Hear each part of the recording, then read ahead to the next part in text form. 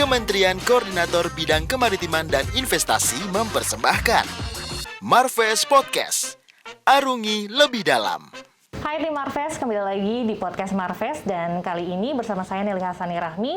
Dan di episode kali ini kita akan ngobrol bersama juru bicara Kementerian Perhubungan, Ibu Adita Irawati. Selamat siang Ibu, bagaimana kabarnya? Selamat siang Mbak Eli, alhamdulillah sehat.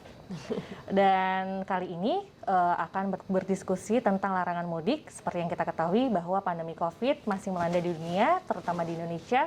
Dan menurut data dari WHO sekitar ada 1,6 juta sekian kasus yang terkonfirmasi positif di Indonesia, dan dari tanggal 18 April hingga 1 Mei 2021 sekitar ada 4.512 kasus penambahan.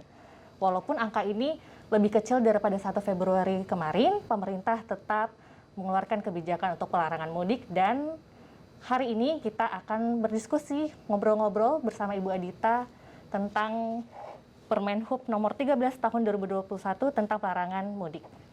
Dan Ibu, di tahun ini lagi-lagi pemerintah mengeluarkan kebijakan untuk pelarangan mudik dan membatasi mudik. Boleh dijelaskan nggak ke kita, Bu? Ya, jadi begini, kita ini kan sudah punya banyak pengalaman ya, libur panjang di tahun 2020 dan di 2021.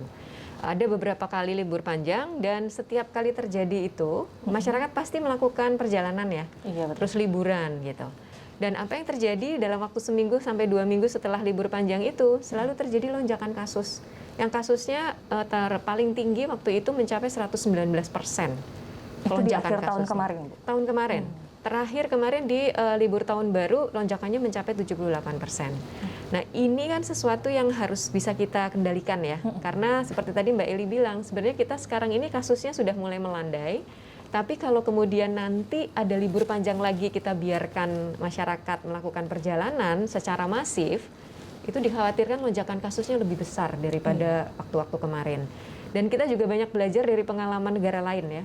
India, kemudian ini Malaysia juga mulai naik lagi. Turki, Argentina, semua itu sekarang menunjukkan kasus-kasus kenaikan yang sangat luar biasa. Ya, paling di India ya, Bu ya? Di India hampir mirip karakteristiknya dengan kita, penduduknya banyak, dan mereka juga punya ritual-ritual keagamaan yang kemudian relaksasi dilakukan kan.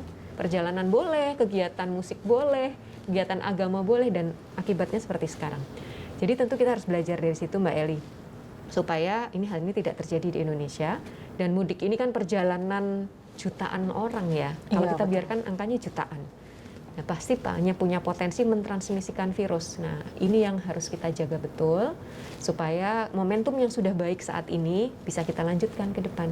Iya, betul. Apalagi kalau sekarang kan ada 13 mutasi COVID yang, 13 kasus mutasi COVID yang terbaru kan, Bu ya. Takutnya dikhawatirkan dari mudik ini malah akan membludak ya, Bu ya. Betul sekali. Jadi kita harus lakukan segala upaya, dan peniadaan mudik ini adalah keputusan yang sudah diambil langsung oleh Bapak Presiden ya. Dan kita harus mendukung karena memang tujuannya sangat-sangat penting buat kita semuanya, supaya pandemik ini bisa dikendalikan dan kita bisa move on, bahasa anak sekarang kan. Bisa bergerak lagi ke depan, jangan lagi nanti kasus naik kita mulai dari nol lagi. Iya, betul. Gitu. Biar cepat-cepat kita lebaran tahun depan bisa mudik bareng kan, Bu? Iya, jadi terus harus sabar-sabar dulu. Benar sekali. Terus juga sekarang sekolah masih online ya, masih betul. virtual. Kalau keadaan membaik, adik-adik kita, anak-anak kita bisa sekolah offline nantinya. Betul. Ya semuanya akan jadi lebih baik lah.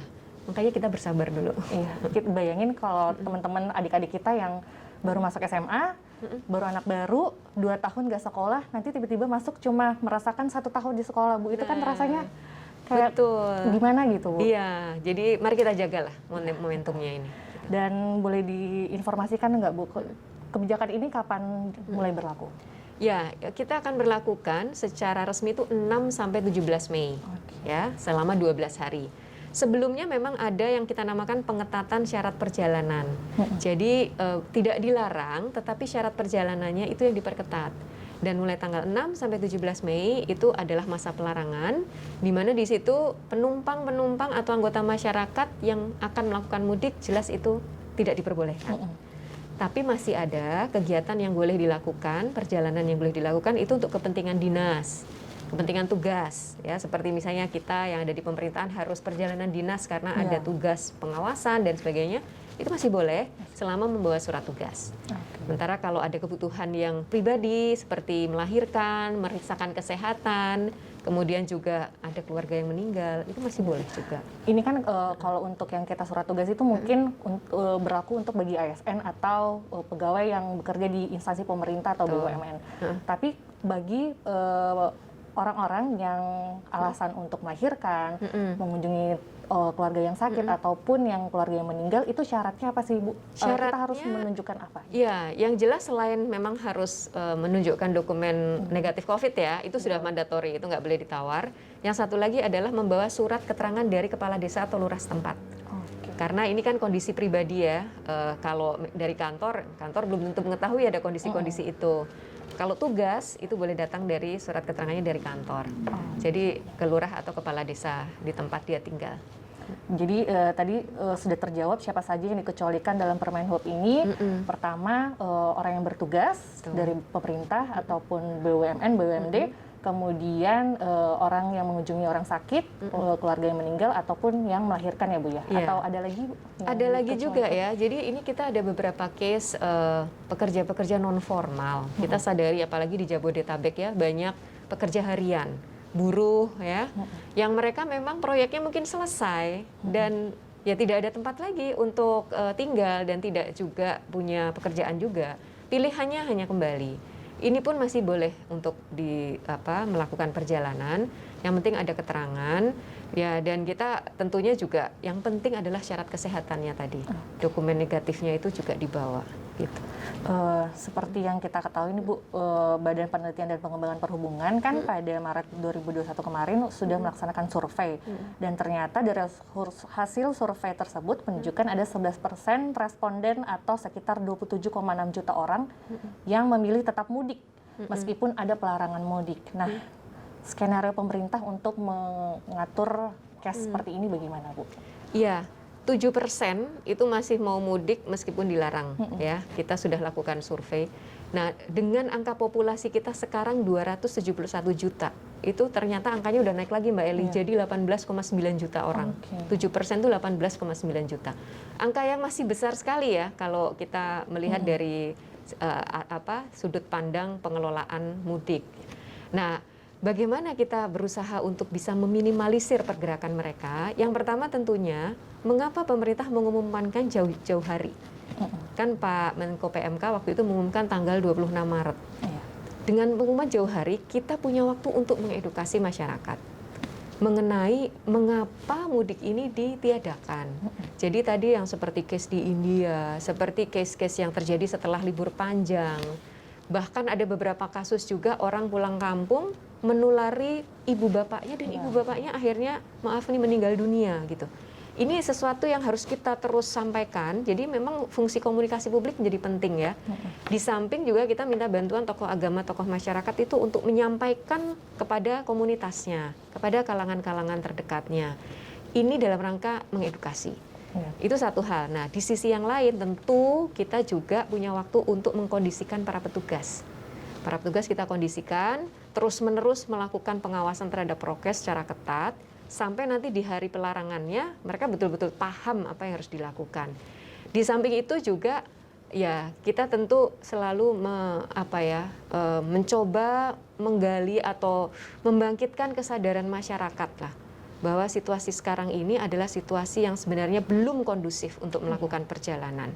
Apapun tujuannya ya, mau wisata, mau mudik, mau apapun selain pekerjaan ya, ini sebaiknya sih memang dibatasi dulu. Jadi ini yang kita upayakan dan terus-menerus meminta bantuan seluruh lapisan masyarakat, khususnya yang punya pengaruh ya, tokoh masyarakat, tokoh agama, pemerintah daerah, itu terus-menerus melakukan edukasi kepada publik. Dan terbukti Mbak, sebenarnya kan di survei awal kita masih punya 11% yang mau mudik. Dengan dilakukan edukasi, sosialisasi, komunikasi, dan juga pengarahan-pengarahan, turun jadi 7%. Ya kita berharap sampai mendekati pelarangan ini turun lagi. Memang kita belum melakukan survei lagi ya, tapi harapannya turun. Gitu. Nah kan banyak kritikan nih Bu yang muncul di masyarakat tentang kebijakan pelarangan mudik ini. Tapi di sisi lain transportasi umum antar kota tuh masih beroperasi. Nah bagaimana Bu pemerintah menghadapi ini? Ini mungkin yang masyarakat kenal dengan istilah aglomerasi ya, atau perkotaan. Kayak kita ini di Jabodetabek, ini memang di masa pelarangan mudik transportasinya tetap akan beroperasi. Dan sebenarnya secara prinsip tidak ada pelarangan untuk mobilitas orang. Tetapi perlu diingat, di kawasan aglomerasi dan perkotaan ini setiap hari orang itu lalu lalang ya. Iya. Untuk bekerja, nggak tahu mungkin Mbak Eli rumah di mana? Bogor. Nah, di Bogor kan tiap hari ke Jakarta Iya, kan. betul. Kalau transportasi dilarang, mobilitas dilarang, nanti malah ditegur sama kantor karena nggak bisa pergi ke kantor kan. Nah, itu yang sebenarnya tujuan utama mengapa transportasi itu tidak kami lakukan pelarangan, yang ada pembatasan. Jadi mungkin nanti kalau misalnya suka naik KRL, itu KRL memang akan kita batasi frekuensi jam operasi. Ya. Betul. Nah, pertanyaannya masyarakat kan gini, kalau gitu boleh mudik dong Bu. Saya di Bogor mudik misalnya ke Tangerang misalnya ya. Kebetulan ada keluarga di Tangerang. Sekarang yang perlu diingat, mau mudik di aglomerasi, mau mudik ke Jawa Tengah, mau mudik ke Jawa Barat, itu kan esensinya ketemu orang tua, ketemu saudara-saudara yang umumnya lansia ya. Dan ketika ketemu keluarga kadang-kadang kita lupa protokol loh. Iya. Ketemu rame-rame, Dalam rumah cipika-cipiki, ya kan? Iya. Terus kalau ketemu yang tua, cium tangan, spontan. Kita nggak tahu kalau kita OTG, kita bawa virus itu dan kemudian menularkan kepada mereka yang punya risiko tertular lebih tinggi. Itu dampaknya yang mengkhawatirkan. Apalagi ketemu orang yang belum divaksin juga ya Bu ya. Itu dia. Dan kalaupun vaksinasi juga seperti kata Pak Menkes kan, sekarang efikasinya juga mungkin masih 60-65% ya. Jadi kita tetap harus siaga, tetap waspada. Jangan euforia lah. Gitu. Ya, jadi kalau bisa semua orang memperkecil circle. Jadi misalkan emang aktivitasnya kantor rumah ya udah kantor rumah. Tidak mau bertemu dengan orang lain yang di luar circle itu ya Bu ya, kalau bisa. Iya, itu paling ideal sih sebenarnya ya. Saya tahu lah nggak semua orang bisa senyaman itu ya melakukan. Pasti ada rasa bosan kan sekarang ada istilah pandemic fatigue ya. Capek gitu loh dengan protokol. Tapi ya memang situasinya saat ini menuntut kita untuk tetap bijak sih. Ya kalaupun mau melakukan mobilitas mungkin rumah kantor ya, kalau memang mau belanja kebutuhan ya ayo ke supermarket ya secukupnya pulang gitu kan. Jadi memang perlu bijak banget sih, masing-masing dari kita itu bijak sekali untuk mengendalikan diri juga gitu. Bepergian itu kepentingannya apa sih gitu. Ketemu dengan banyak orang yakin nggak protokol di sana akan aman. Semacam itu. Jadi inilah kenormalan baru ya. Kita masih banyak pertimbangan sebelum melakukan perjalanan. Ya, pokoknya intinya harus tetap sabar-sabar tahan ego ya Bu ya untuk kepentingan bersama. Insya Allah kalau kita semua sabar kan kondisi insya Allah membaik ya. Dan kalau membaik bisa jadi kita bisa melakukan aktivitas lebih leluasa lagi. Gitu. Nah kemudian Bu, hal apa aja sih yang wajib disiapkan untuk masyarakat yang terpaksa harus bepergian keluar kota nih Bu di tanggal 6 sampai 17 Mei? Kalau memang sudah urgent banget ya. Saya tidak tahu akan ada tolak ukur urgent ini masing-masing kan pasti beda-beda ya Bu ya. Iya. Jadi begini, ini 6 sampai 17 itu kan 12 hari ya. 12 hari. Saya rasa dalam 12 hari ini kita menahan diri dulu. Itu mungkin seharusnya menurut saya kita bisa lah ya menahan diri dulu. Toh aktivitas bekerja tiap hari juga tidak ada pelarangan kan. Kita masih bisa bekerja seperti biasa, kita masih bisa, kalau mau belanja ya masih bisa, tentu dengan protokol kesehatan ya. Nah, yang penting sekarang, kalau memang terpaksa harus melakukan perjalanan antar kota, tolong dicek dulu. Kepentingannya itu secara ketentuan diperbolehkan atau tidak. Itu cek dulu. Tadi sudah Mbak Eli sebutkan kan, apakah itu untuk kepentingan tugas, untuk kepentingan pekerjaan. Atau kok ini betul-betul mendesak, ada keluarga yang meninggal misalnya di kampung halaman. Ya itu masih diperbolehkan, yang penting protokol kesehatannya tetap dijaga. Terus ada yang memang karena masalah kesehatan. Saya ada beberapa kawan rumah di Bandung harus cek di kesehatan di rumah sakit Cipto ya, itu tiap minggu. Nah, ya ini karena memang sudah kebutuhan mendesak untuk kesehatan masih boleh. Yang penting ada surat keterangan betul entah dari dokter dan juga tentu dari kepala desa setempat. Nah hal-hal semacam ini mohon diperhatikan. Apalagi buat yang naik kendaraan sendiri. Atau kendaraan darat ya. Kalau naik kapal, naik pesawat, naik kereta api, begitu di stasiun atau bandara langsung ketahuan, oh Anda nggak boleh. Pulang kan tinggal ya udah pulang aja lagi. Tracingnya jelas ya Bu. Betul. Nah kalau naik kendaraan pribadi, kadang-kadang Anda merasa saya lolos di penyekatan, udah sampai di tengah jalan, ternyata kena penyekatan lagi dan benar-benar nggak boleh. Kan sayang banget ini, energi terbuang untuk itu gitu.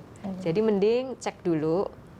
Yang penting sekarang sekali lagi saya ingatkan, marilah kita bijak melihat apakah kepentingan perjalanan kita itu memang dibutuhkan sekali untuk saat ini, ataukah bisa ditunda. Itu yang penting. Ya kalau bisa tetap di rumah aja sih Bu. Nah itu, Silaturahmi lewat hashtag stay at home itu masih berlaku. Iya, betul. Iya. Sampai ada pemberitahuan dari pemerintah bahwa kita bebas dari COVID atau segala Ya, macam itu. ya meskipun mungkin ada kegiatan yang mungkin tetap harus bisa dilakukan karena kita juga harus menjaga perekonomian tetap berjalan, tapi tentu berjalan dengan terkendali, ya, dan penerapan protokol kesehatan. Seperti kita ketahui kemarin ada kasus di Pasar Tanah Abang misalnya. Iya, betul. Sebenarnya secara ekonomi kan kita senang ya, masyarakat punya daya beli gitu. Tapi kalau protokolnya akhirnya tidak dijaga, itu yang sebenarnya dikhawatirkan. Iya. Sekali lagi, kalau memang bisa dilakukan belanja online, kenapa nggak online, Betul, gitu betul. kan? Dan sekarang juga trennya udah pada belanja online juga Iya, kan. betul. Hindarilah bertemu langsung dengan kerumunan. Itu adalah yang terbijak. Dan satu lagi Bu, nah harapan pemerintah dari kebijakan pengendalian transportasi ini di era di masa Hari Raya Idul Fitri ini, Ya. selain mengurangi kasus, apalagi Bu kira-kira? Ya, yang jelas semua harus punya tujuan yang sama, satu visi untuk bisa mengendalikan COVID-19 di Indonesia, sehingga kita bisa terus bergerak ke depan. Ya, kita ingin Indonesia pulih kan? Iya, betul. Ya, banyak negara yang sudah kelihatan pulih, tapi ternyata karena lengah, abai, jadi jatuh lagi. Ya, kita tentu tidak ingin terjadi seperti itu. Artinya ini memang kami himbau, kami minta kepada seluruh anggota masyarakat untuk sekali lagi, karena kami kaitannya dengan masalah transportasi adalah bijak bertransportasi, bijak melakukan perjalanan. Ya, yang namanya menahan diri, kemudian juga menimbang-nimbang apakah saya sudah saatnya melakukan perjalanan atau tidak, penting atau tidak, mendesak atau tidak. Itu saya rasa kita sendiri yang harusnya bisa melakukan screening. Iya, betul. Para petugas tentu akan melakukan screening ya di tempat-tempat keberangkatan. Tapi akan lebih bijak, lebih baik lagi kalau kita melakukan screening diri sendiri dulu. Filternya dari diri sendiri Betul. dulu, dari circle terkecil dulu ya Bu. Karena ujungnya kan sebenarnya untuk kita juga ya. Iya, betul. Kalau kita akhirnya terpapar atau menulari, menyesalnya seumur hidup deh. Iya, betul. Itu, saya sudah banyak sekali dengar cerita dari para penyintas. Mereka udah semuanya merasa udah nggak mau 2 kali deh. Dan tentu juga kita nggak pengen menulari orang ya. Iya, betul Bu. Itu. Dan Itu satu mungkin lagi, Bu, pesannya. mungkin di hari raya apakah operasi transport umum, apalagi di Jabodetabek kayak KRL atau apapun, akan di non-stop atau lebih dibatasi lagi apa gimana Bu? Baik, jadi ada 2. Untuk transportasi di luar aglomerasi yang memang secara umum kan dilarang untuk melakukan kegiatan mudik ya, untuk tujuan mudik. Tetapi kembali lagi Mbak, masih ada yang boleh melakukan perjalanan ya dengan kondisi-kondisi tadi. Tentu transportasi masih akan tetap melayani untuk penumpang yang memang boleh yang melakukan perjalanan selama mereka menunjukkan syarat-syaratnya. Jadi ini semua juga buat anggota masyarakat, jangan kemudian dipikir 6-17 itu tidak ada kegiatan sama sekali. Masih ada. Selama itu memenuhi ketentuan.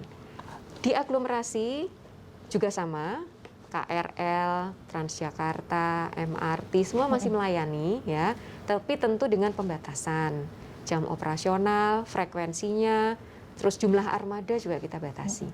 Ini juga supaya masyarakat pun juga mempertimbangkan lagi untuk pergi, karena toh kalau mau pergi juga ternyata jam sekian udah tutup gitu. Iya, betul. Itu caranya. Jadi dari sisi hulu dan hilir kita coba batasi.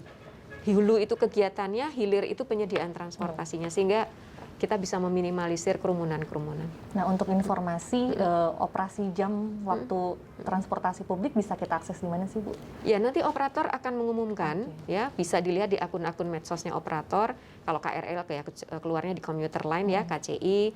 Kemudian kalau Transjakarta juga punya akun, pasti akan mengumumkan jam-jam operasional yang baru. Jadi masyarakat mohon juga rajin-rajin mengecek aja supaya nggak kecelek ya. Iya, betul Bu. Udah mau pergi ternyata nggak jalan atau sudah tutup. Jadi silahkan dicek. Dan saya juga, kami di Kemenhub meminta kepada para operator untuk proaktif mengumumkan perubahan-perubahan itu ke masyarakat. Oke Bu, sekian kalau begitu Bu untuk sesi Marves Podcast episode kali ini bersama Ibu Adita Irawati. Terima kasih banyak Ibu Terima atas kasih banyak. sharing-sharingnya. Ya, Semoga teman-teman tim Marves bisa mengambil ilmu dari sini, dan jangan lupa untuk tetap di rumah aja demi Indonesia pulih bersama, dan insya Allah tahun depan kita bisa mudik lebaran. Terima kasih, selamat siang.